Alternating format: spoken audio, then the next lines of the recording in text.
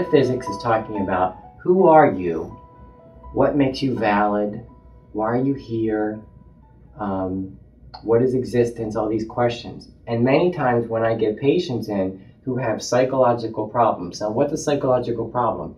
It's just basically a way of thinking. This is from psychology. We're not talking about organic brain issues. That's psychiatry. So from a psychological perspective, when somebody comes in my office, they're being treated for thought, disorders of thought. The way you think doesn't work for you. So how come the way you think doesn't work for you? Almost every single time, it's based on what the person believes about themselves. That's why metaphysics is so important to many psychologists. Is because many people ground their belief about what makes them worthy of having things and their belief system is based in things that just don't work for them. So many times I'll ask the first question about a foundational belief system, and that is, what makes you worthy of being loved? And what makes somebody else not worthy of being loved? And when you answer those two questions, if you answer them honestly in your mind, if you start talking about behaviors, then we know a foundational belief system you have is, I am my behaviors. So who you are fundamentally, you believe, is your behaviors, your actions. And if you have a belief system like that, what are you going to give attention to? What are you going to attenuate to?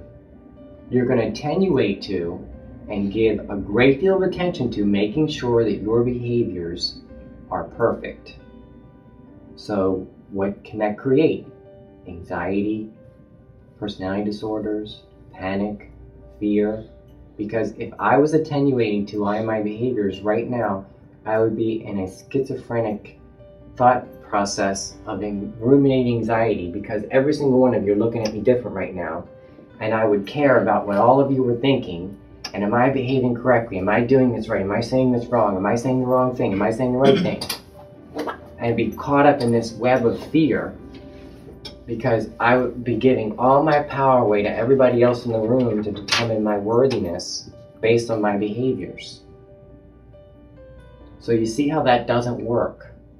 When you believe your behaviors, you usually have a great deal of fear, a great deal of anxiety, ruminating thoughts. It never shuts off, because you're constantly giving all these people outside of you the power to determine your worthiness. And guess what? They're not going to like you sometimes, and they're not going to like your behavior sometimes. And it has almost all the time nothing to do with you. Most of the time people just project their own inner stuff onto other people. So you might remind me of my father, and I subconsciously recognize that, but consciously I don't, so I take immediate dislike to you if I don't like my father. It has nothing to do with you.